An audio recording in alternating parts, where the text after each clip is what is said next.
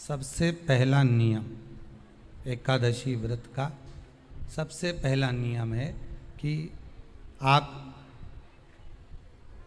जिस दिन व्रत करो उसके एक दिन पहले भक्ति का संचार इस हृदय में कर लो। भक्ति का संचार इस हृदय में कर लीजिए। जिस दिन आप व्रत करो, जैसे एकादशी का व्रत कर रहे हो तो दशमी के दिन शाम का समय जब आवे, रात्रि जब होने लगे, शाम का समय आवे और रात्रि का आप जब भोजन ग्रहण करो तो उस भोजन में कोई ऐसा पदार्थ ग्रहण मत करिए जिस पदार्थ के कारण आपकी एकादशी बिगड़ जाए।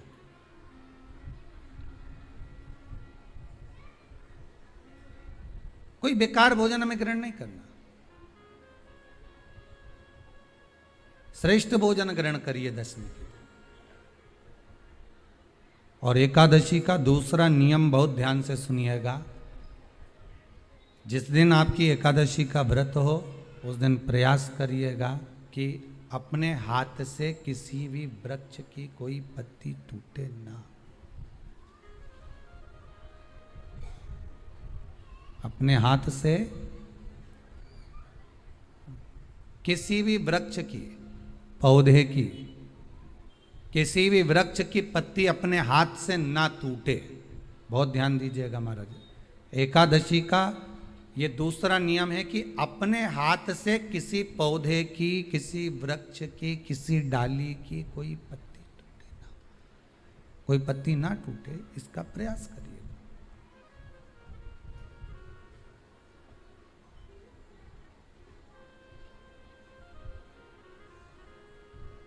कितना सुंदर व्याख्यान कहा है, कितना सुंदर वर्णन है महाराज कि मात्र एकादशी का व्रत कर लेने पर, मात्र एकादशी का व्रत कर लेने पर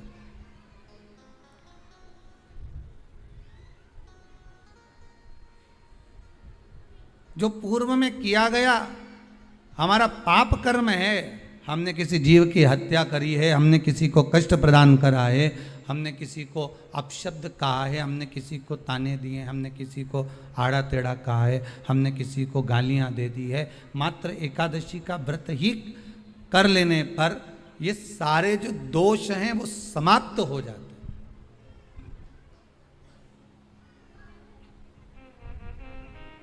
सारे दोष हमारे समाप्ति पर आ जाते हैं।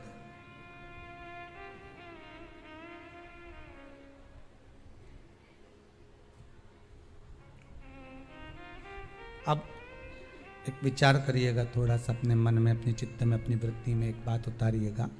एक अपने मन में एक बात को उतार कर रखिएगा कि आप अपने पाप को, अपने पाप कर्म को जिस दिन क्षीण करने वाले हो, समाप्त करने वाले हो, अपने पाप को आप जिस दिन समाप्ति पर लेकर जा रहे हो तो उसके एक दिन पहले आपको प्रसन्नता होना चाहिए कि नहीं होना चाहिए कि कल मेरा पाप कटने वाला है, कल मेरा पाप समाप्त होने वाला है। जो मैंने पाप कर्म करा है वो समाप्त होगा, जो मैंने पाप कर्म करा है वो कल समाप्त हो जाएगा। तो एक दिन पहले आपके चेहरे पर प्रसन्नता हो कि ना हो।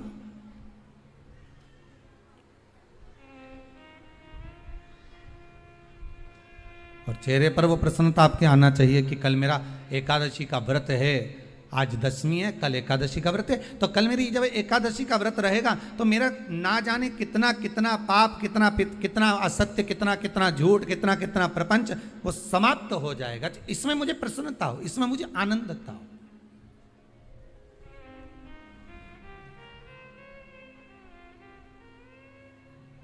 तो क्या कहा गया कि प्रयास करिएगा कि एकादशी के दिन कोई वृक्ष की, कोई डाली की, कोई कोपल की कोई पत्ती ना तोड़ी जाए। क्यों? तो कहा अगर उस पत्ती को हम तोड़ देते हैं, वृक्ष की पत्ती को या क्यारे में लगी हुई कोई डाली की पत्ती को हम तोड़ देते हैं तो एकादशी का पुण्य फल प्राप्त नहीं होता। एकादशी का कोई फल हमारे खाते में नहीं जाता, पुण्य फल प्राप्त। अब फिर भले तुम चाहे तुमने मोरधन खाया हो, चाहे तुमने फिर चिप्स खाई हो, चाहे तुमने फिर व्रत का कितना ही सामान खा गए हो और तुमने सोचा कि आज मेरी एकादशी है, तो फिर उसका कोई फल प्राप्त नहीं है, उसका कोई सुख प्राप्त नहीं है आपको, फिर उसका कोई आनंद प्राप्त नहीं है आपको, फिर उसमें कोई आनंद की अनुभूति आपको नहीं मिल रही है।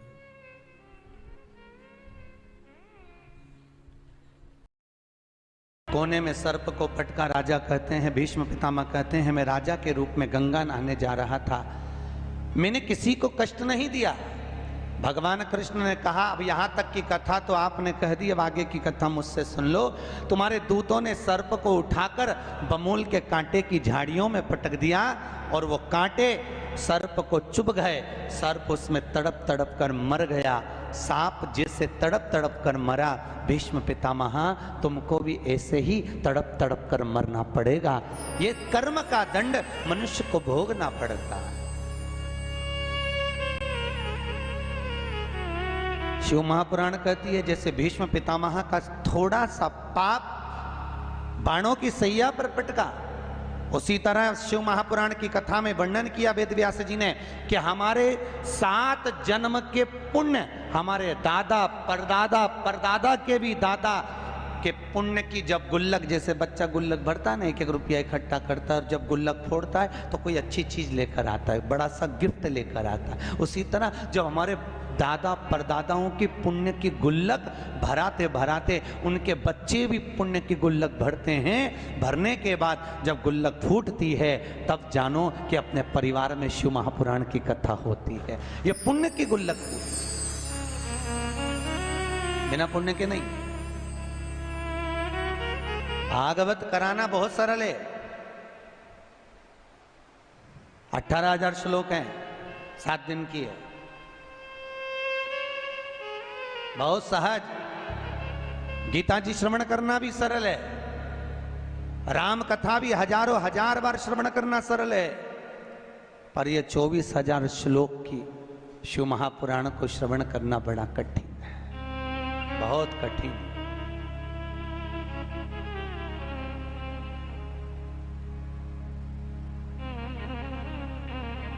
बहुत दूर का नाथ है भोलेनाथ, बहुत दूर।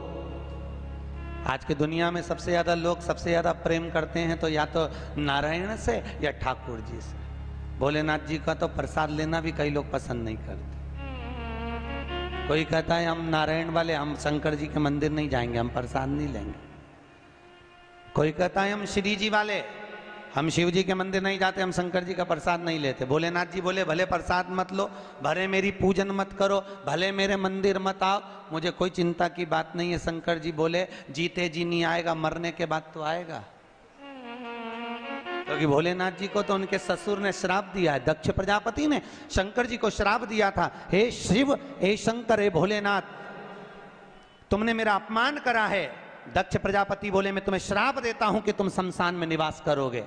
शंकर जी बोले जीते जी नहीं आएगा तो मरने के बाद तो शमशान आएगा, तब निपटूंगा तेरे से। अभी भले मेरा नाम मत ले, ऐसी गीली लकड़ी में जलवाऊंगा, 3 दिन तक ठंडा नहीं करवाऊंगा। काहे को चिंता करता, पटक के रखूंगा। परिवार वाले तीसरे दिन आएंगे ना खारी समेटने, लोटा लेके, झोली लेके, तब भी आंच उसमें तपती रहेगी, तब पानी डाल डाल के ठंडा करेंगे, तब जाके हड्डी बीनेंगे। तो चिंता मत कर, ऐसी गीली लकड़ी में पटकूंगा तेरे, भले मत जब तू शिव। शिव है क्या, कौन है शिव? ऐसा कोई मनुष्य बता दो जिसके अंतर्गत शिव ना हो, कोई ऐसा मनुष्य बता दो जहां शिव ना। क्योंकि शिव निकल गया तो शव हो गया, शिव निकलने के बाद ही तो शव होता है। जब तक शिव अंदर है तब तक शरीर चल रहा है, तब तक भजन हो रहा है, तब तक भोजन हो रहा है, तब तक नाम जाप हो रहा है, तब तक नाम कीर्तन हो रहा है, तब तक नाम स्मरण हो रहा है। और जैसे ही इस मानव के शरीर में से शिव निकलकर बाहर हुआ, तब क्या रह गया केवल? अरे बोलो तो, अच्छी जम के बोलो, शब। कथा में हमेशा बैठो तो अलमस्त बैठो, ऐसे मत बैठो कोई न मार ठोक के बिठाया हो। अंदर आते आते किसी ने कहा था कि चुपचाप जाके बैठे रहना, बिल्कुल मुंडी मत हिलाना, बिल्कुल अलमस्त बैठकर कथा सुनना चाहिए, आनंद में। भगवान के सम्मुख में जब भी जाओ तो मस्त दिखना चाहिए भगवान को। जैसे माँ के सामने बेटा जाए, पिता के सामने पुत्र जाए, और बेटे का अगर मुख उतरा हो तो बाप कहता है बेटा तुझे चिंता क्या है, बोल तो सही, मुझको बता क्या हो गया। कुछ नहीं पापा, कुछ नहीं। माँ पूछती है बेटा तू भोजन नहीं कर रहा अच्छे से, क्या बात है, तुझे चिंता है कुछ? नहीं मम्मी ऐसी कोई बात नहीं है। बेटे का मुख माँ बाप के सामने उतरा रहता है तो माता पिता को चिंता लगी रहती है। उसी तरह भोलेनाथ की कथा में अगर तुम्हारा मुख उतरा रहेगा तो परम पिता परमात्मा सोचेगा ना जाने कौन सी चिंता रखकर कथा में बैठा है, इससे तो घर चले जा, आराम से वहां बैठ जा, यहाँ मेरे सामने मत बैठ। काय को ऐसा बैठे, अलमस्त बैठिए।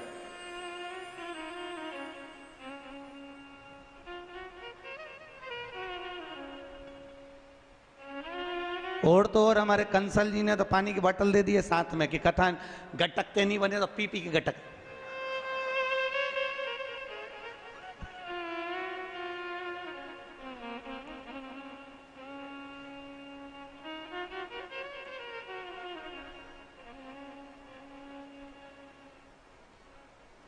यहाँ तो पीने के लिए पानी दिया। एक बार अमरावती कथा करने गए तो वहां महेश्वरी महिला मंडल सती धाम में कथा करवाई। अमरावती में सती धाम बना हुआ है, एक बहुत अच्छा मंदिर है। सती धाम में कथा कर रही तो वहाँ डिस्पोजल में पानी दे रही थी जितने लोग कथा में आ रहे थे। हमने पूछा जी महेश्वरी महिला मंडल के अध्यक्ष से पूछा ये क्या कर रही हो? तो कहने गुरुजी हमारे यहाँ जितनी कथा होती है लोग खूब सोते डट के, तो पानी दे देते हैं, बीच बीच में छींटती रहती है।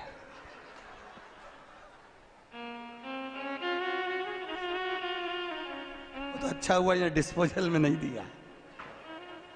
बोलो हरे हरे। अच्छा दोनों हाथ उठाकर बोलो, क्योंकि सबसे ऊंचा अगर कोई बैठता है तो शंकर बैठता है। कोई पानी की टंकी पे चढ़ाओ, बिल्डिंग के ऊपर खड़ा हो और तुम धीरे से आवाज लगाओ एक कल्लू, तो कोई उतरेगा क्या? वो जम के बोलना पड़ता कल्लू, तब नीचे उतरेगा। तो शंकर जी बहुत ऊपर बैठते हैं, जितनी तेज बोलोगे शिव जी तक आवाज पहुंचेगी, और आवाज पहुंचेगी तो भोलेनाथ आपकी बात को श्रवण कर लेगा। हर हर। अब बोले जोरदार,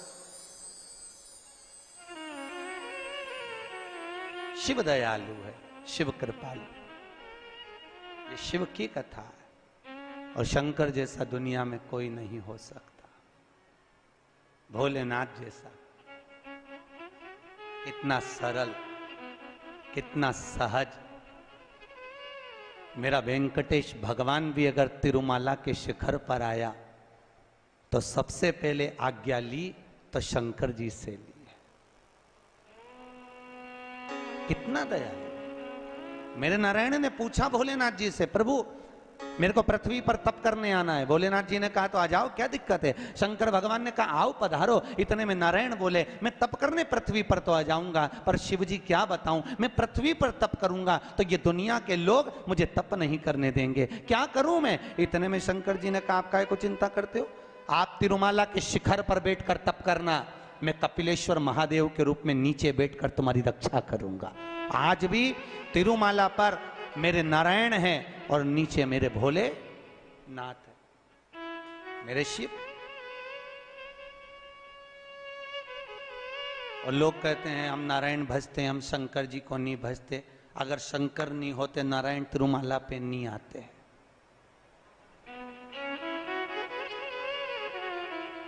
मेरे श्री जी बाबा गोवर्धन के पर्वत पे से श्रीनाथ जी की मूर्ति जब चली, पूरी पृथ्वी पर भगवान श्री जी बाबा घूमकर आ गए। अंत में मेवाड़ की भूमि में जब श्री जी पहुंचे तो भगवान भोलेनाथ जी से कहा मैं घूम घूम कर थक गया भोलेनाथ, मैं कहाँ रहूं? शंकर भगवान ने कहा आप मेवाड़ की भूमि पर रहो, नाथु द्वारा में विराजमान रहो, मैं एक लिंग जी के रूप में तुम्हारी रक्षा करूंगा। और नाथ द्वारा में श्री जी बाबा बैठे, एक लिंग जी के रूप में शंकर जी ने उनकी रक्षा करी। कितना प्रेम। हम कहते हैं राम अलग है, हम कहते हैं कृष्ण अलग है, हम कहते हैं शिव अलग है, मानो तो ये तीनों एक है। ये ब्रह्म हमारा। पहले दुनिया के लोग माथे पर भी 3 रेखा लगाते थे, देखा है आप लोगों ने? शिव जी को लगती है 3, नारायण को लगती है, अरे बोलते जाओ 3, 2 सफेद 1 लाल है, वही 3। बस इनकी आड़ी है, इनकी खड़ी है। श्री जी बाबा का अगर फोटो का दर्शन करना, श्रीनाथ जी की मूर्ति का दर्शन करना, तो ऊपर ऐसी मात्रा लगी दिखेगी यू मार्क का तिलक, पर अंदर से सोने की 3 रेखा अलग दिखेगी। उनको भी लगती है 3, सत्यम, शिवम, सुंदरम, ये 3। पर दुनिया के लोगों ने आज के जमाने में सत्य को मिटा दिया, शिव को मिटा दिया, सुंदर बनने के लिए घिस के लगा लिया। बस व्यक्ति जिससे सुंदर दिखे, दुनिया के लोग आज के जमाने में वो तिलक लगाते हैं। और सत्य को मिटाकर कहां जाओगे, किस स्थान पर? भगवान कृष्ण की 16,108 रानियां थी। कितनी रानियां? जम के बोलो जरा। 16,108।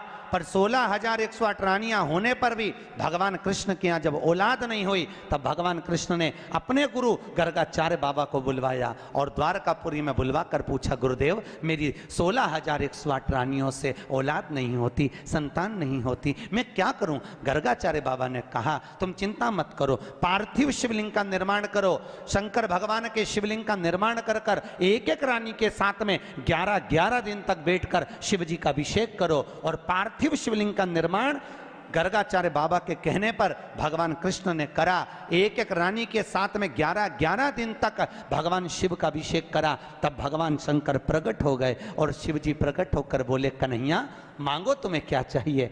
शंकर भगवान ने जब कहा, कृष्ण बोले मेरे यहाँ औलाद नहीं है। शिव जी ने कहा, क्यों चिंता करते हो? तुमने 11-11 दिन तक एक एक रानी के साथ में बैठकर मेरा अभिषेक करा है। जाओ मैं तुम्हें वर प्रदान करता हूं कि एक एक रानी से तुम्हें 11-11 संतान होगी और 1,77,186 भगवान कृष्ण के बच्चे हुए। ये शंकर जी की कृपा से।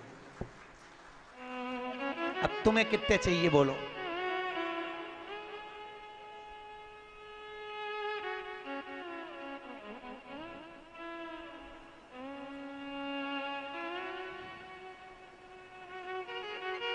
भगवान कृष्ण के यहां अगर औलाद हुई तो किसकी कृपा से?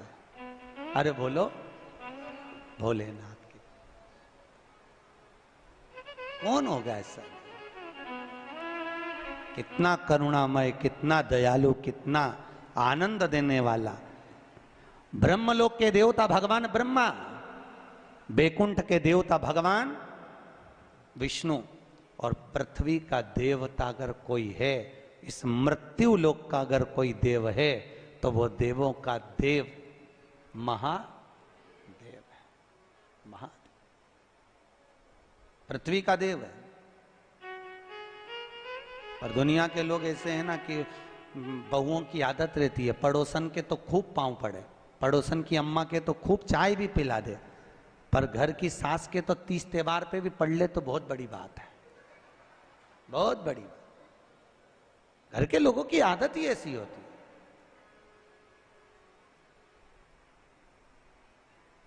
घर के लोगों, घर की मां के पांव नहीं पड़ेगी, पड़ोसन के खूब पढ़ लेगी, काकी सास के पढ़ लेगी, मौसी सास के पढ़ लेगी, देवरानी आदि का जितनी पड़ोसन के कोई भी आएगा उसका आदर करेगी, सम्मान करेगी, धोख लगाएगी। पर घर में सास बैठी है, उसके पांव नहीं पड़े तो सास की चिंता भी नहीं रहे, सास के भले मत पड़ मेरे पांव, मत पड़, नहीं पड़े तो मैं भी देखूं तो पड़ोसन के कितने ही पांव पड़ ले, क्या पड़ोसन अपनी जायदाद का हिस्सा दे देगी तेरे को? अरे बोलो तो, देगी क्या? नहीं। जायदाद का हिस्सा कौन देगी? सास। उसी तरह मृत्यु लोक का देव है महादेव। शंकर जी कहते हैं, भले तू ब्रह्मा को भज, चाहे तेरी मर्जी पड़े नारायण को भज, पर मृत्यु लोक का देव तो मैं हूं, पाला तो मुझसे पड़ना है ना, तब निपटूंगा तेरे से, अभी तू जा जा।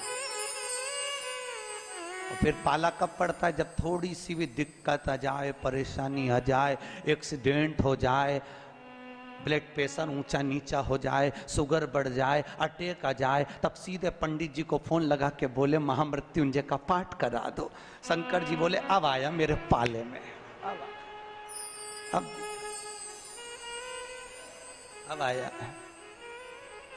और लगे सब पाठ करने के लिए। कितना दयालु है ऐसा।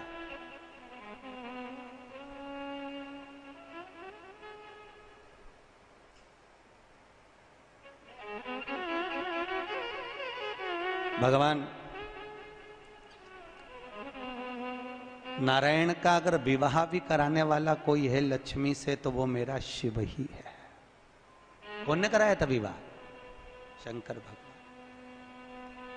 क्या नाम है माता लक्ष्मी की, माता जी का?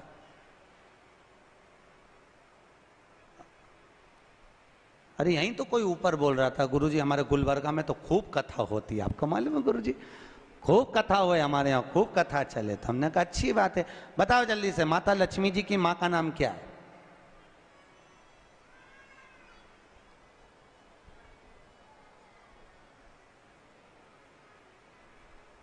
अरे बोलो तो। हर हर महादेव। माता लक्ष्मी की माँ का नाम था ख्याति देवी। क्या नाम था? ख्याति देवी। कितनी लक्ष्मी हुई? अष्टलक्ष्मी। उसमें से नारायण को कितनी लक्ष्मी भी आई? 2 लक्ष्मी। एक माता ख्याति की पुत्री श्री लक्ष्मी और दूसरी समुद्र देवता की बेटी लक्ष्मी महालक्ष्मी। ये 2 लक्ष्मियां भगवान नारायण को भी आई। कौन कौन सी लक्ष्मी भी आई? जम के बोलो। एक श्री लक्ष्मी, कौन है ये? माता ख्याति की बेटी। और दूसरे नंबर पर महालक्ष्मी, कौन है ये? समुद्र देवता की बेटी। अब जिस नारायण भगवान के साथ में मंदिर में लक्ष्मी जी की पूजन करते हो, वो लक्ष्मी इन दोनों में से कौन सी? बोलो जल्दी से। है? महालक्ष्मी तो मात्र 7 दिन तक भगवान नारायण के साथ रुकी थी, और 7 दिन रुकने के बाद में जब श्री लक्ष्मी ने भगवान शिव से जाकर निवेदन करा, भोलेनाथ मेरे प्रभु नारायण का विवाह समुद्र देवता की बेटी महालक्ष्मी के साथ भी हुआ है, आप करुणा करिए। तब भगवान भोलेनाथ ने पार्वती जी का एक मंगल सुमंगल आनंदमय तीज का व्रत बताया। तीज का व्रत जब श्री लक्ष्मी ने करा, वो व्रत आज भी माताएं करती हैं, निमाणी की पूजन करती हैं, आज भी सत्तू बनाती है। और 3 तरह का सत्तू बनता है, आटा का, बेसन का और चावल का। तीनों का अलग अलग प्रमाण है। कल आपको कथा में बताएंगे कि आटे के सत्तू का क्या प्रमाण है, और आपको मालूम हो तो आप हमें बता देना, उसमें कोई दिक्कत वाली बात नहीं हो। और तो कथा तो ऐसी चलेगी, आधी हम बाँचें आधी तुम बाँच देना। आटे का सत्तू, चने की दाल का सत्तू और चावल का सत्तू, ये तीनों क्यों बनते हैं? और सत्तू भी बनाओ तो चक्की ऐसा बना लो, पर पिंडा बनाना क्यों जरूरी होता है? वो पिंडे का क्या महत्व है? और श्री लक्ष्मी और महालक्ष्मी की कथा में वर्णन है दोनों। वो कथा कल आएगी, उसको अपन कल लेंगे। पर आज जो कथा चल रही है कि श्री लक्ष्मी को माता पार्वती जी का विवाह, सुंदर व्रत बताया, और उस व्रत को माता पार्वती ने करा। और उस व्रत को माता श्री लक्ष्मी ने जब करा, पार्वती के व्रत का हो, तब माता श्री लक्ष्मी और महालक्ष्मी दोनों एक हुई, और एक होकर नारायण के साथ में जाकर विराजमान हुई। आज भी जो माता लक्ष्मी का एक हाथ नीचे है और कमल का पुष्प पकड़ी है, वो लक्ष्मी जी का महालक्ष्मी दर्शन है। और माता अगर हाथ देर से इशारा कर कर आशीर्वाद दे रही है, वो श्री लक्ष्मी का भाग है। माता का 2 भाग।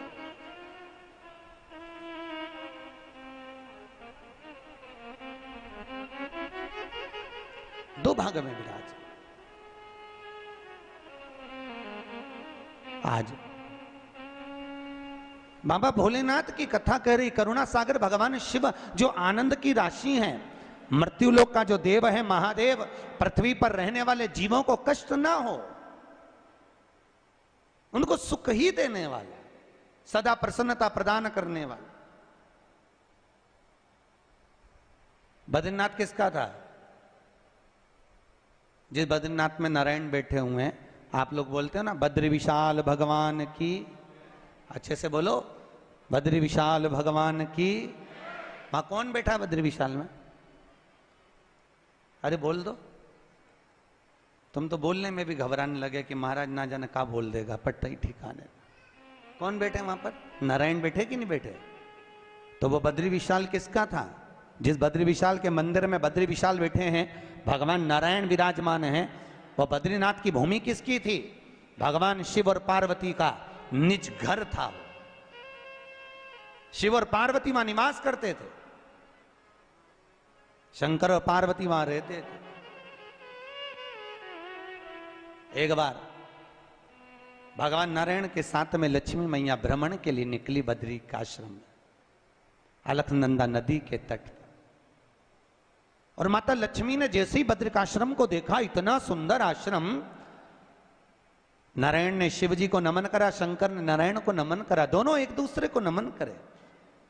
और इतने में नारायण लक्ष्मी को लेकर वापिस जाने लगे तो लक्ष्मी जी ने नारायण को रोक लिया और कहा, प्रभु रुकिए, मेरे वचन को सुनो, ये बद्रिक आश्रम मुझे बहुत अच्छा लग रहा है, नाथ कुछ भी करो पर यह बद्रिक आश्रम मेरा होना चाहिए। भगवान नारायण ने कहा, लक्ष्मी ये कभी नहीं हो सकता, क्योंकि यह शिव का वासा, ये शंकर की जगह, ये भोलेनाथ जी की जगह है, और अगर ये शंकर जी का निज निवास है, शंकर जी का स्थान है, तो तुम्हारा कैसे हो सकता है? लक्ष्मी जी बोली, प्रभु चाहे कुछ भी हो जाए पर ये बद्रिकाश्रम मेरा होना चाहिए। लक्ष्मी जी जिद पे अड़ गई। होता है, अब पत्नी अगर जिद पे अड़ जाए तो तुम्हें तो मालूम है, आधी रात के मेडिकल खुलवा के बाम की शीशी लेके आए, तो वो तो बद्रिकाश्रम। लक्ष्मी जी जिद पर अड़ गई। भगवान नारायण ने लक्ष्मी को खूब समझाया, क्यों उपद्रव करती है लक्ष्मी, मान जा, वो अपना नहीं है, जो अपना नहीं है वो अपना कैसे हो सकता है? नहीं प्रभु, मुझे तो वो बद्रिकाश्रम भाग गया और मुझे चाहिए, चाहे कुछ भी करो।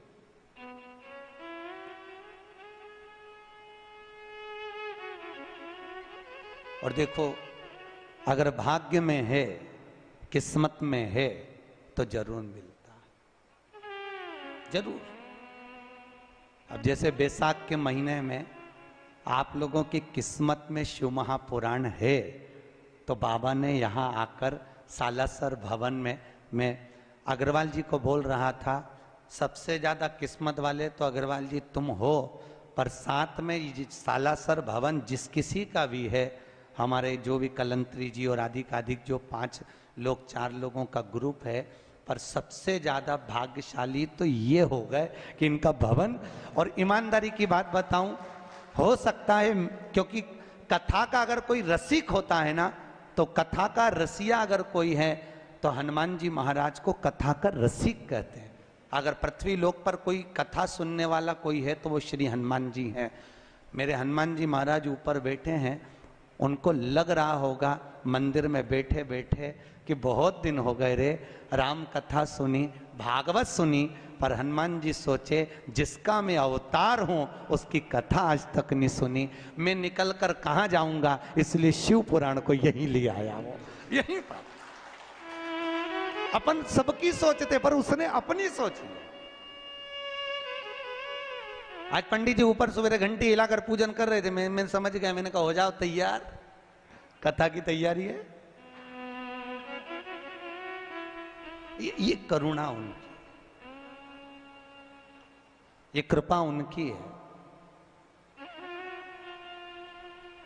और बिना करुणा बिना कृपा के नहीं हो सकता।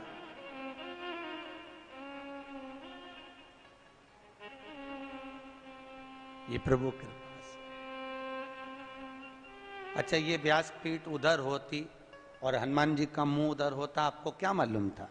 पर व्यासपीठ यहाँ, श्रोता वहां, और एकांत में बैठकर,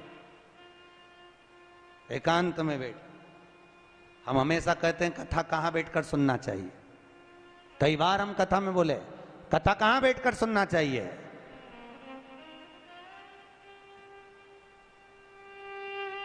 हम तो कहते हैं जहां तुम्हारा दुश्मन बैठा हो उसके पास में बैठकर सुनना।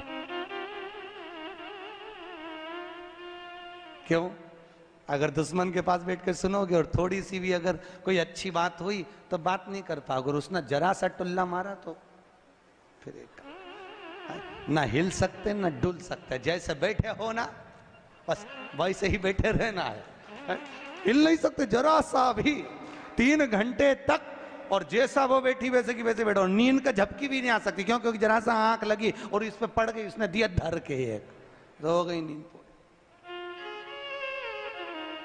कथा का रस।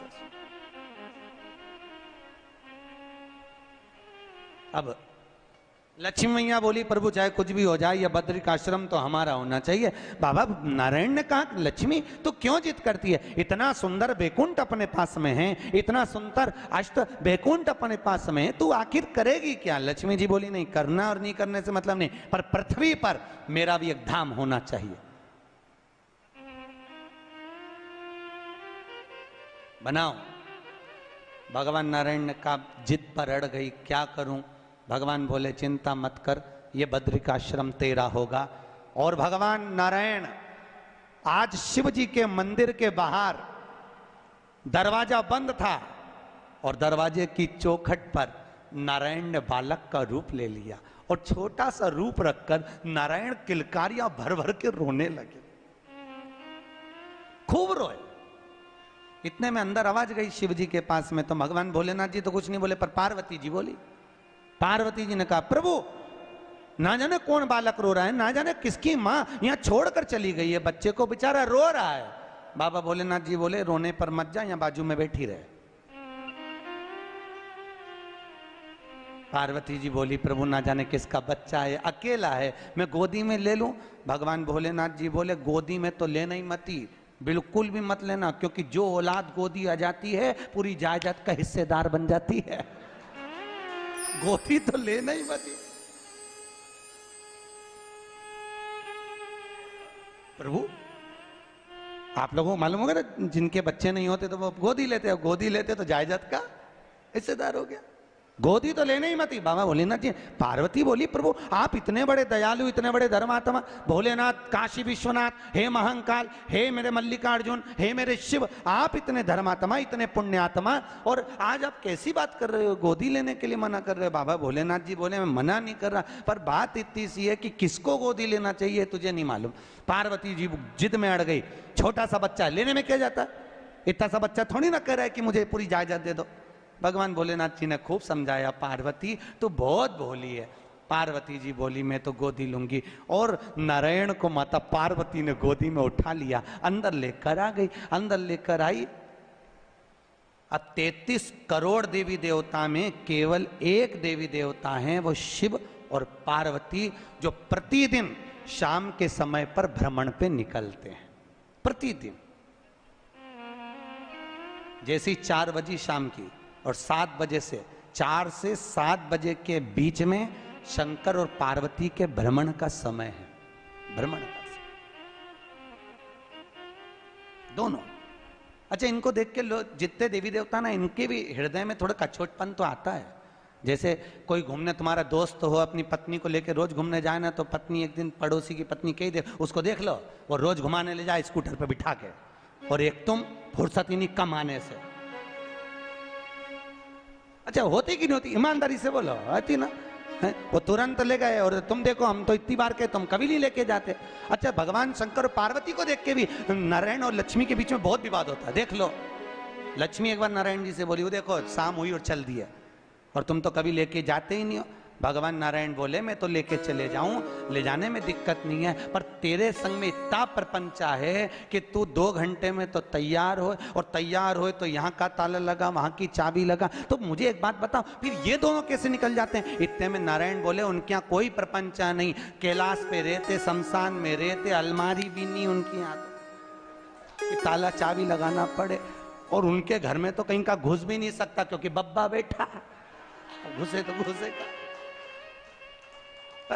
जिसके पास ज्यादा माल चिंता उसको, ताला चाबी वो लगाए, घूमने वो नहीं जाए, और जिसके पास कुछ है ही नहीं वो तो गाड़ी उठाए बैठ पीछे, वो जा है ही नहीं तो चलो, क्या करोगे क्या,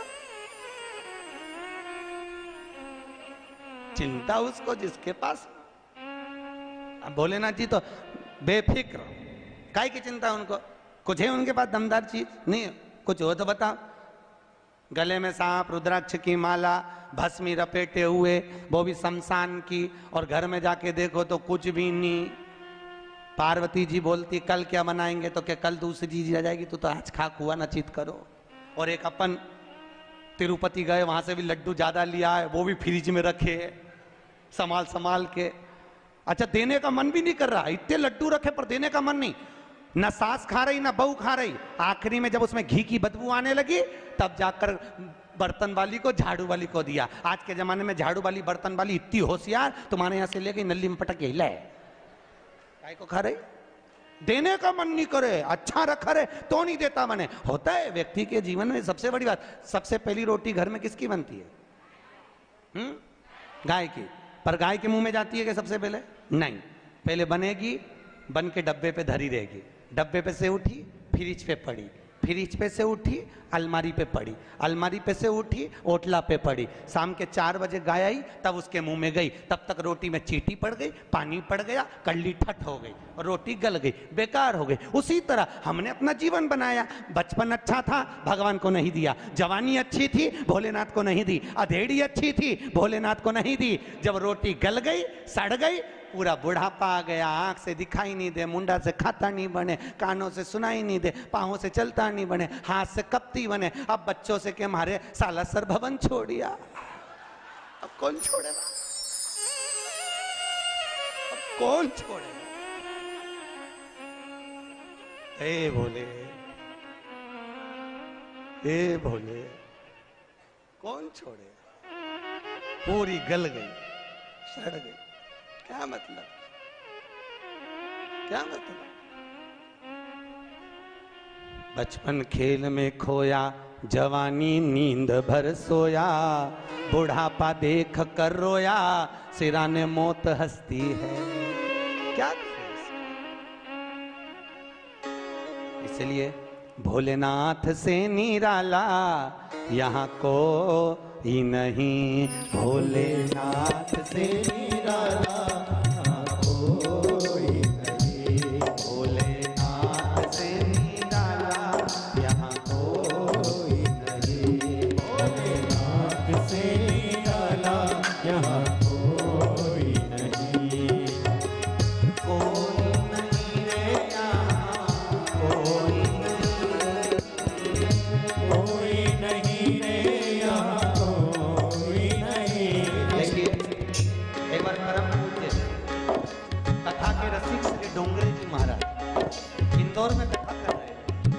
डोंगरे जी ने कहा, भजन में दोनों हाथों से ताली बजाओ। किसी ने खड़े होकर पूछा डोंगरे जी महाराज से, महाराज ताली बजाने से क्या होता है? डोंगरे जी महाराज बोले, ताली बजाने से पाप निकल जाता। दूसरे ने पूछा, महाराज जी वो पाप निकल के जाता किधर है? डोंगरे जी महाराज बोले, जो ताली नहीं बजाता उसमें भरा जाता। इसलिए पड़ोसी जितनी तेज ताली बजाए उससे दुगनी तुम्हारी आवाज आए, तो ट्रांसफर होता रहेगा, नहीं तो मालूम पड़े इधर का निकले इधर भरा जाए। दोनों हाथों से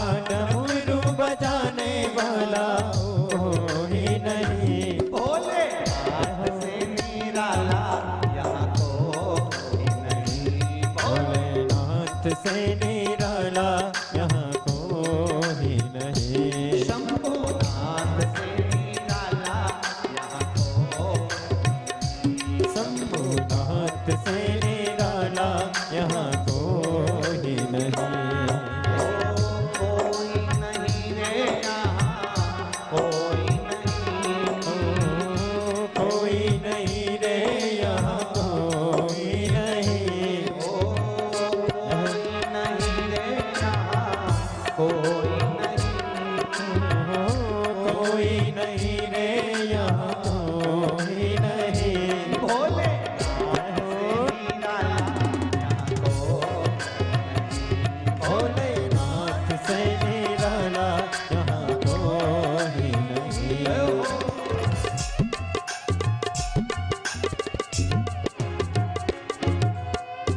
कोई नहीं रे यहाँ, कोई नहीं, कोई नहीं रे यहाँ, कोई नहीं। ओ कोई नहीं रे यहाँ, कोई नहीं, कोई नहीं रे यहाँ, कोई नहीं। कोरी नाथ से निराला यहाँ गोरी नाथ से निराला यहाँ कोई नहीं। भोलेनाथ से निराला यहाँ कोई नहीं, भोलेनाथ से निराला यहाँ कोई नहीं। हर हर महादेव। अच्छे से बोलो। दीनबंधु दयालु दया कीजिए, जो जम के दोनों हाथ उठा के हर हर महादेव नहीं बोले उसे उठा लीजिए। हर हर। अब कितने अच्छे से बोले, मतलब अभी जाना नहीं चाहते, पक्का हो गया है। शिव कृपाल।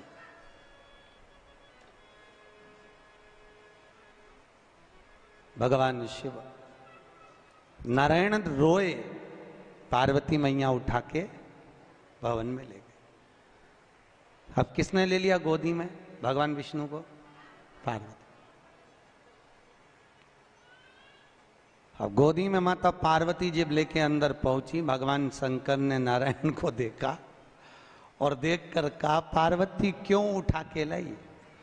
पार्वती जी बोली, प्रभु छोटा सा बालक है, रो रहा था, उठा लाई। बाबा भोलेनाथ जी बोले, नहीं ठीक है, अब लेकर तो आ गई है, पर पार्वती अब शाम हो रही है, चलो भ्रमण पे निकलना है। पार्वती जी बोली, इसका क्या करें? शंकर जी बोले, मैंने पहले ही बोला था, जी का जंजाल, लाई क्यों उठा के? अब करें क्या? भोलेनाथ जी ने बोला, अब तू बता। पार्वती बोली, इसको घर में छोड़ जाते हैं और अपन भ्रमण करके वापिस आ जाएं, बाहर से कुंडी लगा जाते हैं। नारायण को भवन में छोड़ा, बाहर से लगाई कुंडी और भोलेनाथ जी के साथ में माता पार्वती बैठ के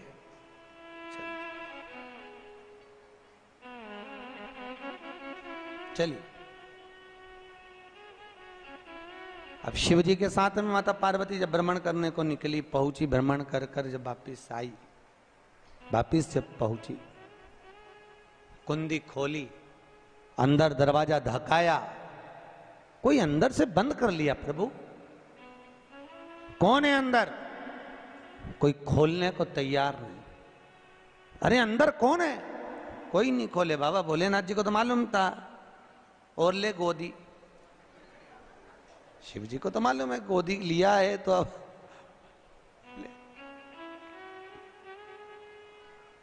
पार्वती जी कुंडी बजा रही है। पार्वती जी ने भोलेनाथ जी से कहा, मुझे लगता है कोई अंदर प्रेत है।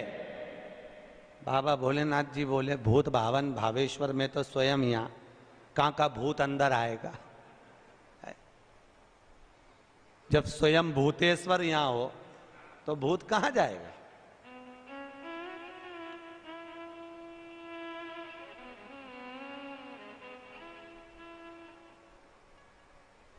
कई लोग कहते, महाराज जी हमको बहुत डर लगता है रात्रि में। हमने कहा, काय को डर लगता है? क्यों डर क्यों लगे? भूत भावन भूतेश्वर भगवान का स्मरण करो तो डर कैसा? कैसा?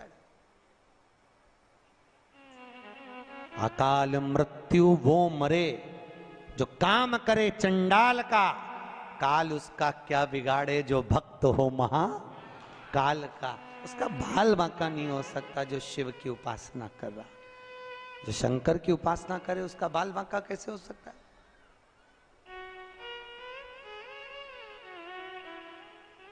कौन लगे? प्रभु अंदर से दरवाजा बंद है। भोलेनाथ जी ने कहा दरवाजा बजा, पार्वती और बजा, दरवाजा बजा, उठ, खुले ही नहीं। शिव जी ने कहा एक काम करो, बाहर आ जाओ। इतने में माता पार्वती क्रोध में आकर बोली, अंदर जो भी हो दरवाजा खोलो, नहीं तो मैं श्राप दे दूंगी। तब भगवान विष्णु और लक्ष्मी ने दरवाजा खोला, दरवाजे पर आकर बोले, भोलेनाथ, ये नगरी, ये बद्रिकाश्रम मेरी पत्नी पार्वती जी के सम्मुख में लक्ष्मी जी कहती हैं, मुझे और मेरे नारायण को बहुत भाया है, इसलिए यह बद्रिकाश्रम आप हमें दे दो। शंकर भगवान ने कहा ठीक है। पार्वती जी ने शिव जी को देखा और कहा अपना घर अपन इनको दे दे। भोलेनाथ जी बोले मैं पहले ही बोला था गोदी मत ले, अब लिया है तो दे। अच्छा, शिव जैसा दानी कहां होगा? सबसे पहली रामचरितमानस की रचना किसने करी थी? बोलो तो, किसने करी? सबसे पहली रामचरितमानस की रचना शंकर भगवान ने करी, बाबा भोलेनाथ जी। 100 करोड़ श्लोक थे उसमें, 33 करोड़ मनुष्य को, 33 करोड़ देवता को और 33 करोड़ श्लोक राक्षसों को बांटे थे बाबा शंकर ने। थोड़ी देर बाद मनुष्य देवता राक्षस फिर आ गए थे, प्रभु इतनी बड़ी रामचरितमानस की रचना आपने करी है और इसमें से 1 करोड़ श्लोक आपके पास में रहेगा, ये हमको और दे दो। भगवान ने कहा ले जाओ 33 लाख और ले जाओ। थोड़ी देर बाद मनुष्य देवता राक्षस फिर आ गए, क्योंकि शिव जी के पास 1000 श्लोक रह गए। भोलेनाथ 1000 श्लोक आपके पास में हैं। शिव जी ने कहा ले जाओ 33 और ले जाओ। शिव जी के पास 100 श्लोक रह गए। मनुष्य देवता राक्षस फिर आ गए, भोलेनाथ 100 श्लोक आपके पास में। भोलेनाथ जी ने कहा ले जाओ 33 और ले जाओ। शिव जी के पास 1 श्लोक रह गया। मनुष्य देवता राक्षस फिर बोले भोलेनाथ 1 श्लोक आपके पास में, ये हमें दे दो। शंकर भगवान ने कहा लेने वाले 3 श्लोक 1 करूं क्या? शंकर भगवान ने 1 श्लोक को बांटा तो वो अनुष्टुप छंद का श्लोक था, भगवान शंकर ने तोड़ दिया। अनुष्टुप छंद में संस्कृत के 32 अक्षर होते हैं, 10 अक्षर शिव जी ने तीनों को दे दिए। शंकर जी के पास 2 अक्षर रह गए। मनुष्य देवता राक्षस फिर आकर बोले भोलेनाथ ये 2 अक्षर हमको दे दो। शिव जी ने कहा पूरी रामायण तुमको दे दी, रामचरितमानस तुमको दे दी, पर ये 2 अक्षर नहीं दूंगा। मत दो, पर बताओ तो भोलेनाथ आपने दुनिया को सब कुछ दिया, अपने पास क्या रख लिया? शंकर जी ने कहा एक रा, दूसरा म, राम मैंने अपने पास रखा, बाकी का सब दुनिया को दे दिया। सब दे, राम मेरे पास में, और राम के सिवा कुछ भी नहीं मेरे पास, केवल राम।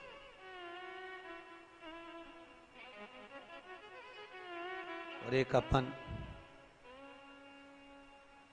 राम दूसरे को दे देते हैं, काम अपने पास रख लेते।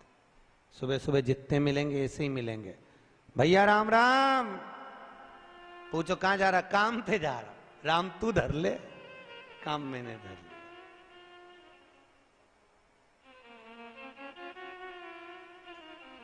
और भगवान ने राम अपने पास रखा और सारी दुनिया को काम से लगा दिया। लगेगा राम अपने पास।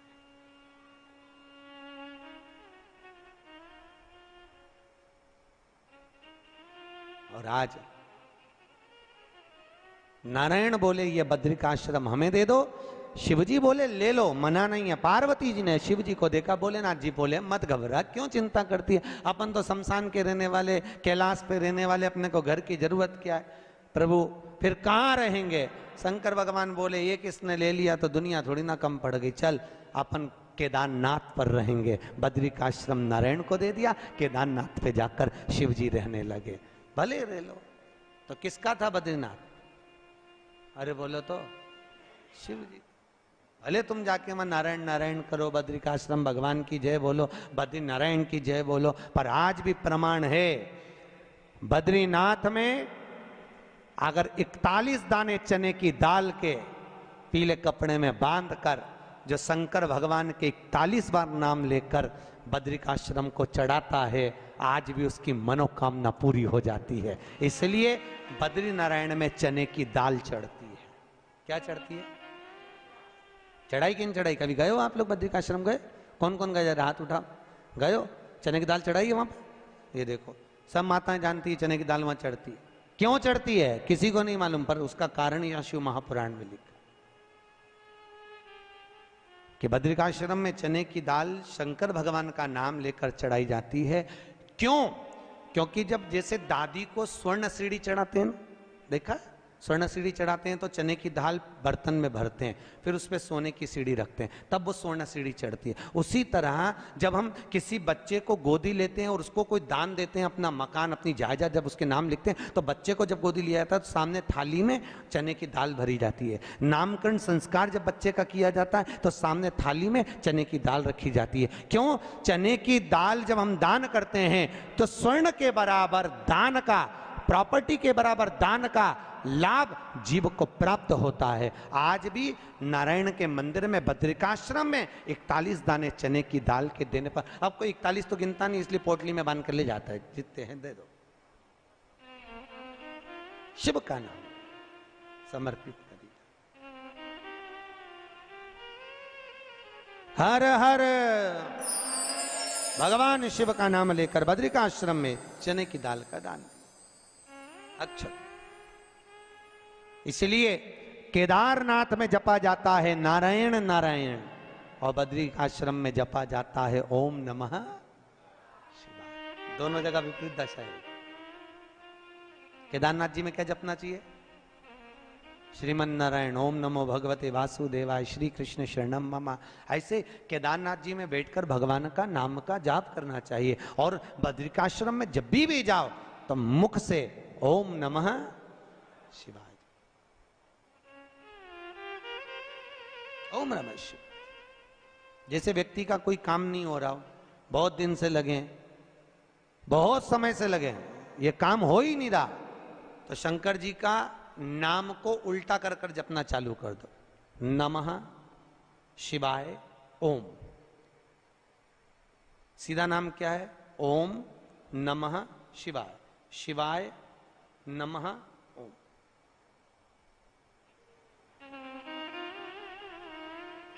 जब उल्टा नाम व्यक्ति जपना चालू कर देता है, जिस बच्चे के, बच्ची का, जिसका भी विवाह नहीं हो रहा हो, कोई काम नहीं हो रहा हो, कोई सीए की पढ़ाई कर रहा है और एग्जाम में निकल ही नहीं रहा, 3-3 4-4 बार बैठ गया, पास ही नहीं हो रहा, उस बच्चे को बोल दो बस सुबह उठते से ही शिवाय नमः ओम बोलना चालू कर दे, एक ही बार में सिया पास ले। कहा करत बा, जॉब नहीं लग रहा हो, जब उल्टा उल्टा जप ले। ये उसी में का हाल है। जैसे किसी व्यक्ति से अपने को पैसा लेना और दे नहीं रहा, क्या करना है? सूर्य नारायण भगवान को अर्घ दो। तो 21 दाने लाल मिर्ची के जो दाने होते हैं, देखें लाल मिर्ची के अंदर दाने होते हैं, उसके 21 दाने निकालकर पानी में डाल दो और पानी में डालकर उसी जल से सूर्य को अर्घ दे दो। उस व्यक्ति का नाम लेकर जिससे पैसा लेना है, हाथ जोड़कर देने आता है, तुरंत 3 महीने के अंदर पैसा लौटा दे, तुरंत हाथ जोड़कर। ये सूर्य को अर्घ देने हैं, पर मात्र व्यक्ति दौड़कर पैसा देने आता हो, कितना भी हो, रहने नहीं देता प्रचंड। शिव के सिवा दुनिया में कोई दानी नहीं, शंकर जैसा कोई दानी नहीं हो सकता। स्वयं कैलाश पर रहता है और दुनिया को लखपति, करोड़पति, आनंदपति बनाकर भेज देता है। जो आप लोग लक्ष्मी जी के साथ कुबेर जी की पूजन करते हो ना, कौन है ये कुबेर जिसकी पूजन करते हो दिवाली पे? कौन है? एक चोर भगवान शिव के मंदिर में चोरी करने के लिए गया और उसके पास में रात्रि के समय देखने के लिए, उजाला करने के लिए, कोई प्रकाश करने के लिए कोई मशाल या अग्नि नहीं थी। उसने शंकर जी के मंदिर का त्रिशूल उठाया, अपने कंधे का पिछोड़ा उठाया, उसको लपेटकर उसमें दिए से आग लगाकर त्रिशूल से चारों तरफ घुमा घुमा कर उजाला कर कर देखने लगा। जैसे ही देखा वैसे ही मेरे शंकर प्रकट हो गए और शिव जी प्रकट होकर बोले, मांग तुझे क्या चाहिए? भोलेनाथ मैं तो चोर हूं, चोरी करने आया था, मेरे परिवार का भरण पोषण करना है। भोलेनाथ जी बोले, आज शिवरात्रि के दिन तूने रात्रि के समय पर मध्य रात्रि में मेरे मंदिर में प्रकाश करा है, इसलिए मैं तुझे वर देता हूं, जा कुबेर के सिंहासन पर तू बैठेगा। और भगवान शंकर ने कुबेर को नीचे उतार दिया और या चोटे को कुबेर बना दिया। सोचो कितना दयालु होगा, चोर को कुबेर बना दिया। जिस कुबेर की तुम पूजन करते हो ये चोट्टा है, चोर है।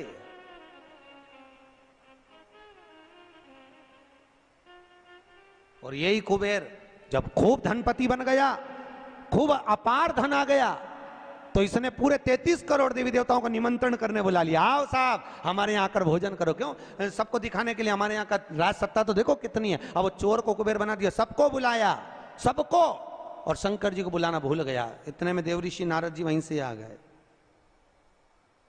नारद जी ने कहा क्या बात है कुबेर जी? कुबेर जी बोले आज हमारे यहाँ भोजन है, कल आप भी आना, बड़े प्रेम से पाना। नारद जी बोले हम तो पालेंगे, पर ये तो बता चोटे, तेरे को जिसने कुबेर बनाया उसको बुलाया? कि महाराज मैं उसको भूल गया। होता है, दुनिया के लोगों की रीति है। जब व्यक्ति जिसके माध्यम से आगे बढ़ जाता है, बढ़ते चले गया, धनपति हो गया, सब कुछ बना लिया, पर जिसके पूंजी से, जिसके धन से, जिसकी संपदा से, जिसके आशीर्वाद से व्यक्ति आगे बढ़ता है, उसको व्यक्ति भूल जाता है। बस उसी को भूला, उसी को। बाबा कुबेर जी ने कहा मैं तो भूल गया, अब क्या करूं? नारद जी ने कहा जाओ विनती करो। नारद जी ने जैसे ही कहा, कुबेर दौड़ कर गया भोलेनाथ जी के पास में, हर हर।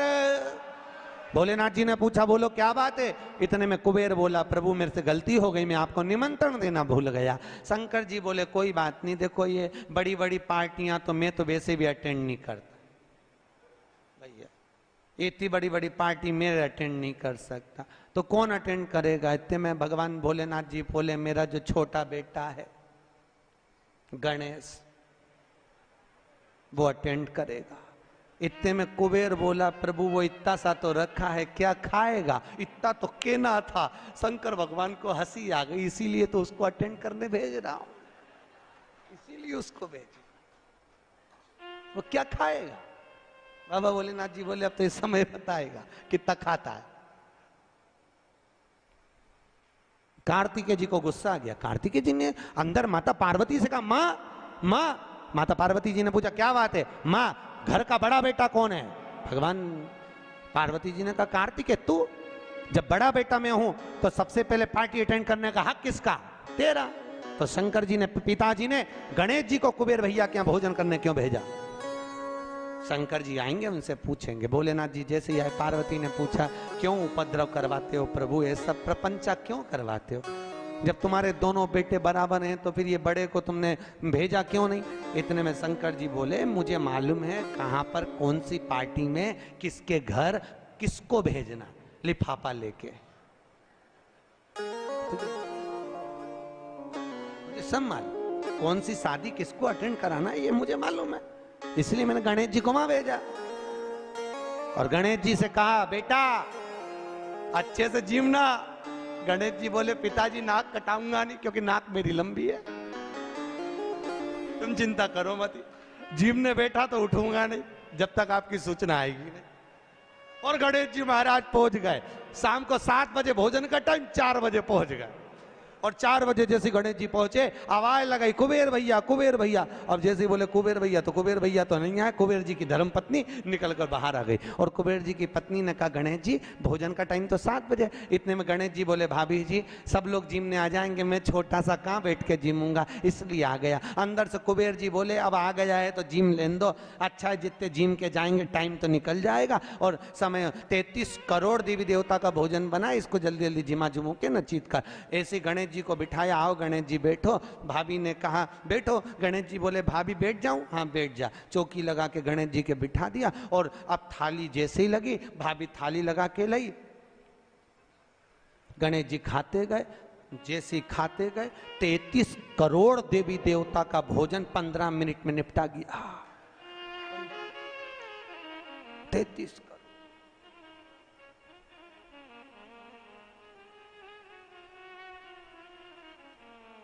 करोड़। अब 33 करोड़ देवी देवता का भोजन जब 15 मिनट में निपटा, सारा भोजन खत्म। गणेश जी आवाज लगाए भाभी और लिया। भाभी गई तो चने की दाल की बोरी, चावल की बोरी, आटे की बोरी सूखी सूखी धरी आई। वो सूखा सूखा ही खा गया। घर का जितना माल था, दुकान का जितना माल, भंडारे का जितना माल सब खा गया। इतने में कुबेर जी की पत्नी दौड़ती दौड़ती गई, स्वामी स्वामी। स्वामी जी बोले क्या हो गया? कुबेर जी बोले हुआ क्या कि वो सब खा गया। कि कौन? तो कि वो गणेश। तो कि वो तो इतना सा था। तो वो इतना सा तो है पर तोन जोरदार है। सब खा गए। इतने में कुबेर जी नारद जी के पास पहुंचे तो नारद जी तो आनंद में लगे हुए थे, खूब अलमस्ती। नारद तो नारद, वो तो अलमस्ती में। श्रीमन्नारायण श्रीमन्नारायण श्रीमन्नारायण श्रीमन्नारायण श्रीमन्नारायण श्रीमन्नारायण नारायण नारायण श्रीमन्नारायण नारायण नारायण। दोनों हाथों से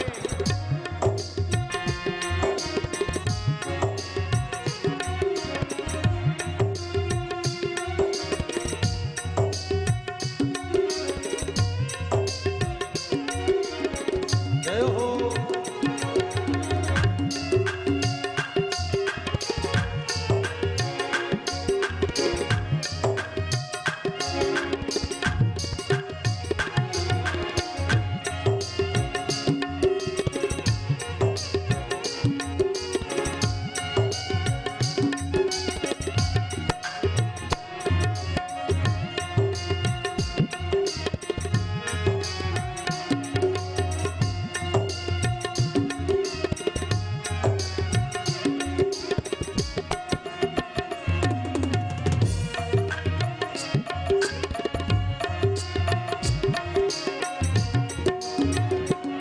लक्ष्मी नारायण सत्यनारायण लक्ष्मी नारायण सत्यनारायण लक्ष्मी नारायण सत्यनारायण लक्ष्मी नारायण सत्यनारायण श्रीमन्नारायण नारायण नारायण श्रीमन्नारायण नारायण नारायण श्रीमन्नारायण नारायण नारायण श्रीमन्नारायण नारायण नारायण। जय हो।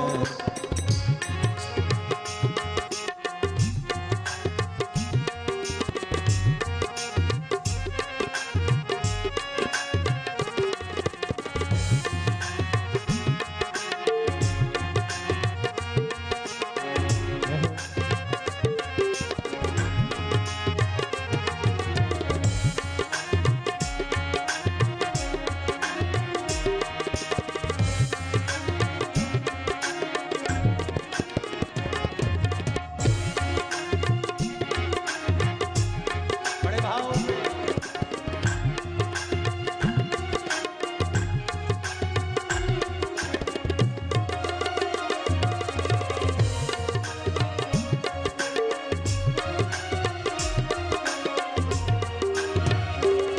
माता नारायण पिता नारायण माता नारायण पिता नारायण माता नारायण पिता नारायण माता नारायण पिता नारायण गुरु नारायण नारायण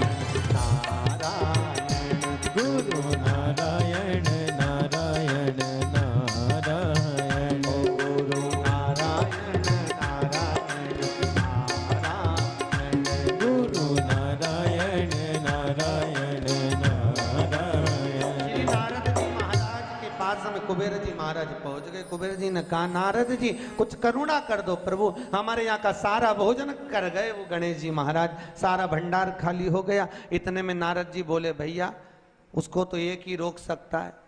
कौन? कौन रोकेगा?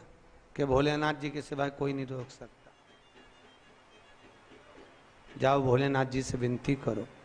और उसी समय पर कुबेर जी दौड़ कर गए भोलेनाथ जी के पास में। हे शिव, हे शंकर, हे कैलाशी, हे अविनाशी, हे भोलेनाथ। भोलेनाथ जी ने पूछा बोलो क्या बात है कुबेर, तुम्हारा मुख उतरा हुआ है? कुबेर जी ने कहा प्रभु वो गणेश जी। शंकर जी बोले गणेश को क्या हो गया? वो दुनिया को सब कुछ कर देता है, उसको क्या हो गया कि उसको कुछ नहीं हुआ, जो कुछ हुआ 33 करोड़ देवी देवता को हुआ है। कुछ बचा ही नहीं है, वो सब खा गया।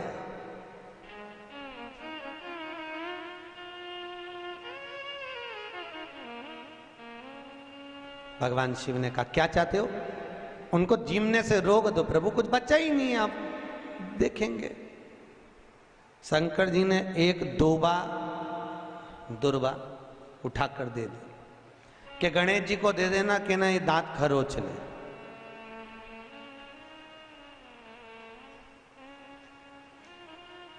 कुबेर जी लेके एक दूबा चले। कुबेर जी ने सोचा खाया इतना है तो एक दूबा से क्या काम चलेगा। जाते जाते उन्होंने दूबा की गड्डी बना ली। आज भी नियम है, गणेश जी को ढेर सारी दूबा चढ़ाने की जरूरत नहीं है। शिव जी ने एक दुर्बा गणेश जी को दी थी, इसलिए एक दुर्बा गणेश जी को चढ़ा दो तो गणेश जी स्वीकार कर लेते हैं। ढेर सारी चढ़ाने से कोई लाभ नहीं है कि बहुत सारी चढ़ाएंगे तो गणेश जी राजी होंगे। तो कुबेर जी ने चलते चलते बहुत सारी उठा ली थी, गणेश जी को ले जाके दे दी। लो प्रभु, ये कहां चढ़ाते हैं दुर्बा? गणेश जी का जो दांत टूटा है उस दांत की ओर गणेश जी को दुर्बा समर्पित करी जाती है। इसलिए हमारे हिंदू धर्म में दो तरह के गणेश जी का प्रमाण कहा जाता है, एक राइट सूंड के गणेश, एक लेफ्ट सूंड के गणेश। राइट सूंड का जो गणेश होता है वो घर में रखा जाता है, और लेफ्ट सूंड का जो गणेश होता है वो अपने ऑफिस में, व्यापार की जगह पर, दुकान में, धंधे में, पानी में, सर्विस में, नौकरी में लेफ्ट सूंड का गणेश रखा जाता है। जिसके दुकान, व्यापार, व्यवसाय में अगर राइट सूंड का गणेश रखा जाता है तो लक्ष्मी आती है पर टिकती नहीं है। इसलिए घर में सीधी सूंड का गणेश, और दुकान, व्यापार, व्यवसाय में, ऑफिस में उल्टी सूंड का, दो गणेश। तो इसका मतलब ये थोड़ी ना कि तुम्हारे घर में गणेश जी बैठा तो तुम उठा के बदल लिया, यहाँ का यहाँ दिया, यहाँ का यहाँ दिया। अब रखे रहने। हमेशा याद रखो, गणेश चतुर्थी के बाद अनंत चतुर्दशी पर जब गणेश जी का विसर्जन करते हैं तो गणेश जी की दो धर्म पत्नियां, वैसे तो गणेश जी की कुल मिला के 5 पत्नी, कितनी है? गणेश जी की 5 पत्नी। पहली श्री, दूसरी तुष्टि, तीसरी पुष्टि, चौथी रिद्धि और 5वीं सिद्धि। कितनी है? 5। ये व्यक्ति के नाम के आगे जो लिखा रहता है ना श्रीमान, ये श्री संबोधन कहां से आया? और एक पीछे लिखते हैं, जैसे नाम के आगे लिखते हैं श्री और पीछे लगाते हैं जा में ई की मात्रा जी। लिखते हैं कि इधर नहीं लिखते? लिखते हैं श्रीमान अग्नि प्रसाद जी, श्रीमान बद्री प्रसाद जी, श्रीमान हरीश प्रसाद जी। तो श्री आगे क्यों आया और जी पीछे क्यों आया? कौन ने लगाया? किस लिए लगाया? कौन ने बताया कि आगे श्री लिखो? किसी के नाम के आगे जी लिख दे, पीछे श्री लिख दे, मर्जी अपनी, अपन कुछ भी लिख सकते हैं। पर किसने कहा कि आगे श्री लिखो?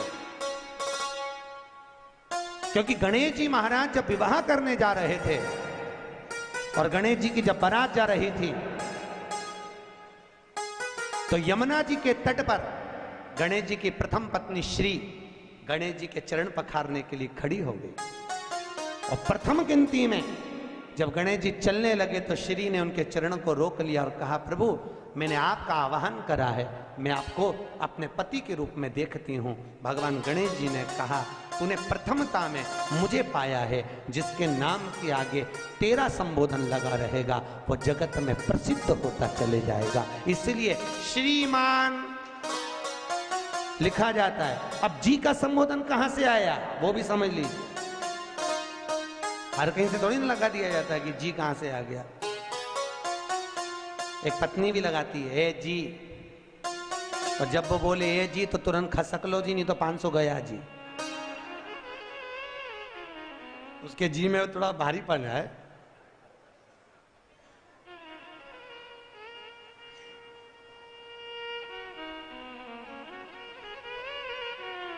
33 करोड़ देवी देवता में सबसे सुंदर जोड़ी थी शंकर और पार्वती की। सही है कि गलत है? कभी नहीं झगड़ते थे। इसलिए पृथ्वी पर ना तो लक्ष्मी जी के व्रत हैं, ना ब्रह्माणी के व्रत हैं, ना इंद्राणी के व्रत हैं। अगर पूरी पृथ्वी पर सबसे ज्यादा व्रत किसके हैं? माता पार्वती। तीज का व्रत किसका? पार्वती का। चतुर्थी का व्रत किसका? पार्वती का। चौथ का व्रत किसका? पार्वती का। छठ का व्रत किसका? पार्वती का। जितने व्रत है सब माता पार्वती। लक्ष्मी जी का कोई व्रत है क्या? अरे बोलो तो। ये आप लोग वो वैभव लक्ष्मी का व्रत करते हो, ये पुराना व्रत नहीं है, ये तो अभी अभी लोगों ने चालू कर दिया। ये लक्ष्मी, यहाँ कई लोग अमावस्या के दिन, दिवाली के दिन व्रत रख लेते हैं, हमारे शास्त्रों में उसका भी प्रमाण नहीं है। वो तो तुम लक्ष्मी के चक्कर में रख लेते कि दिन भर भूखी रहूंगी तो लक्ष्मी जल्दी आ जाएगी।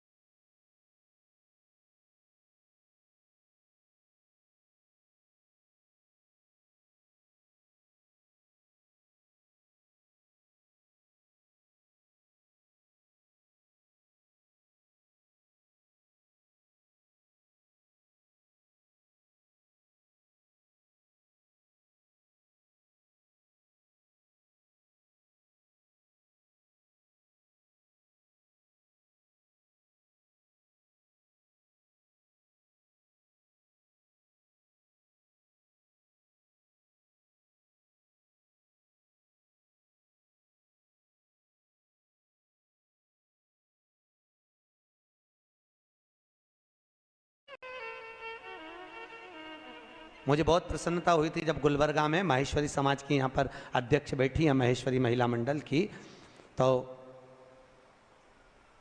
आज से 12 साल पहले कथा करी थी शिव महापुराण की, माहेश्वरी महिला मंडल ने करवाई थी।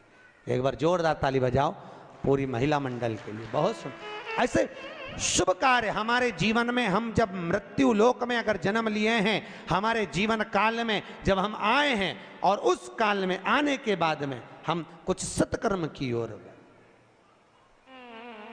सत्कर्म की। ये जितने मारवाड़ी हैं, चाहे अग्रवाल हो, चाहे महेश्वरी हो, चाहे ये ओसवाल कहते हैं, दिगंबर कहते हैं, हम वहां से निकले, हम वहां से निकले, इन सब की उत्पत्ति शंकर से, किसी की भी उत्पत्ति बाहर से नहीं, किसी की उत्पत्ति बाहर से, सब शिव के, सब शंकर के, जितने मारवाड़ी, ओसवाल, खंडेलवाल, अग्रवाल, माहेश्वरी, ये जितने जितने जितने जितने हैं सब शिव के दिए हुए। शंकर भगवान की जो 6 लड़कियां हैं, जया, विषहरा, आदिक आदिक आदिक आदिक, इन सब से उत्पत्ति है पूरी खांबों की। कहां डूब? देवराज ब्राह्मण होकर अपने कर्म से वंचित हो गया, और देवराज जब अपने कर्म से वंचित हुआ, एक बार शिव जी के मंदिर में पहुंच गया, शंकर जी के मंदिर में उसको ताप आ गया, बुखार आ गया, कहां जाऊं, बहुत ठंड लग रही थी, शिव मंदिर में छुप गया। कोई ब्राह्मण शिव महापुराण की कथा कर रहा था, और भगवान शंकर की कथा को जब ब्राह्मण कर रहा, कथा को देवराज ने श्रवण कर ली। श्रवण करते ही उसका चित्त भगवान शंकर के शिवलिंग में लीन हुआ। सामने शिवलिंग था, उस शिवलिंग को देखता रहा। शिवलिंग, शिवलिंग जानते हो? अरे बोलो तो, किसका प्रतीक है? शंकर का। लिंगायत संप्रदाय के अंतर्गत, अगर आपके यहां पर लिंगायत संप्रदाय है, तो लिंगायत संप्रदाय के अंतर्गत जितना प्रामाणिकता भगवान शंकर के शिवलिंग की है, लिंगायत संप्रदाय के अंतर्गत माता हो, पुरुष हो, गले में चांदी की कटोरी में भी शंकर का शिवलिंग धारण करती। शंकर का शिवलिंग। लिंगायत संप्रदाय के अंतर्गत अगर घर में बच्चा जन्म लेता है तो मां उस बच्चे को दूध नहीं पिलाती जब तक के लिंगायत संप्रदाय का मंत्र उस जन्म लिए बच्चे के कान में नहीं दे दिया जाता, तब तक उसको मां दूध भी नहीं पिलाती। जो यहां पर लिंगायत संप्रदाय का अगर कोई बैठा होगा तो उसको मालूम होगा। बैठा कोई माताएं बैठी? अरे वाह, जोरदार ताली बजाओ पूरी लिंगायत संप्रदाय के लिए। बहुत बहुत धन्यवाद। शंकर भगवान के शिवलिंग का स्मरण करना, शंकर के शिवलिंग का जलोभाग ग्रहण करना, शंकर भगवान के शिवलिंग को आनंद सुख में अपने गले में धारण करना, ये हृदय से शिव को लगा कर रखना, शंकर को अपना बना। हमारे अग्रवाल जी से हमने पूछा, बोले गुरुजी कल शोभा यात्रा वो ईश्वर मंदिर से निकलेगी। हमने पूछा वही मंदिर क्यों चुना तुमने पूरे गुलबर्गा में से? कहे गुरुजी हम वहाँ पर हर सावन में हर सोमवार को जाते रहते हैं, बाबा भोलेनाथ जी से कुछ जान पहचान ऐसी हो गई, बाबा छोड़ते नहीं हैं और हम छूटना नहीं चाहते, तो जिससे दिल लग जाता है। तो शंकर का शिवलिंग से अग्रवाल जी आपका दिल लग गया, तो वो लिंग तुम्हारा हो गया और तुम उस शिवलिंग के हो गए, शिव तुम्हारा। देखो दिल लगाना बहुत जरूरी है। अमेरिका वालों ने रिसर्च करा है, अटैक की बीमारी से बचना हो तो दिल लगा लो। वो बोल रहे हैं कुत्ता पालो, वो कह रहे हैं गैया ये पालो वो पालो। हमारे वैज्ञानिकों ने, हमारे संतों ने, हमारे राष्ट्र के संत वेदव्यास जी आदि का आदि जितने संत हुए, उन्होंने तो पहले से ही कहा इस दिल को लगा कर रखिए। अगर ये दिल संतों में लग गया, सत्संग में लग गया, गौ माता की सेवा में लग गया, शिवलिंग में लग गया, तो फिर ये दिल अगर वहां खुल गया तो फिर हॉस्पिटल में नहीं खुलेगा। हॉस्पिटल में उसी का दिल खुलता है जो सत्संग में नहीं खुला। इसलिए अटैक की बीमारी उसी को आती है, समझ गए?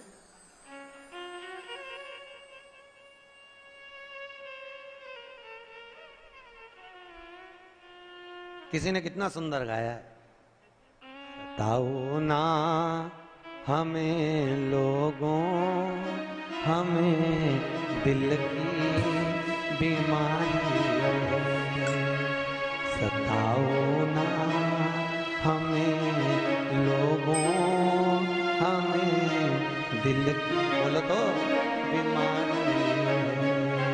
हमारा वेद काशी में वो त्रिपुरारी है, हमारा वेद काशी में वो त्रिपुरारी है, सताओ ना हमें लोगों, हमें दिल की बीमारी। हमारा दिल में एक बीमारी है और जिसके दिल में बीमारी लग गई उसका एक मरीज का एक डॉक्टर, और वो डॉक्टर भी मेरा कैलाशी अविनाशी, मेरा शंकर, मेरा विश्वनाथ है। दुनिया में कोई इलाज नहीं कर सकता जो मेरा शिव कर सकता है। शंकर जो, कौन करेगा?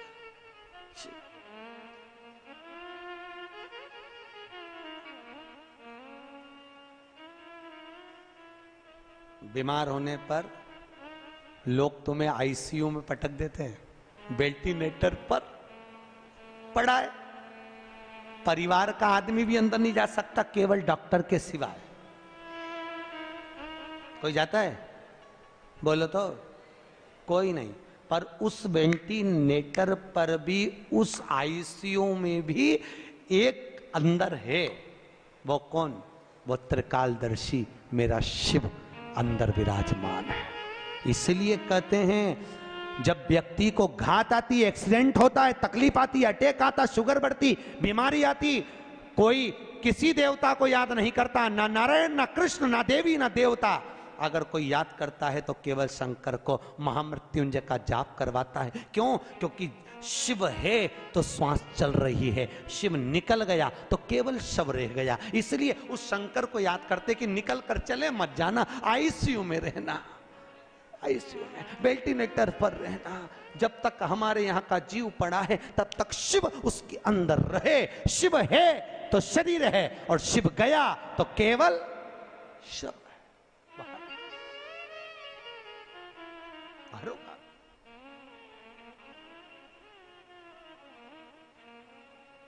हमारा वेद दुनिया में वो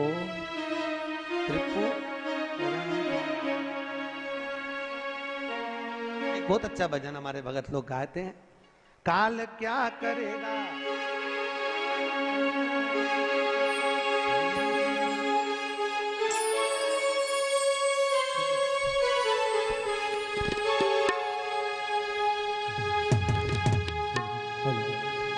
काल क्या करेगा, महाकाल के आगे कर लूंगा दो बात मैं उस काल के आगे, कर लूंगा दो बात मैं उस काल के आगे।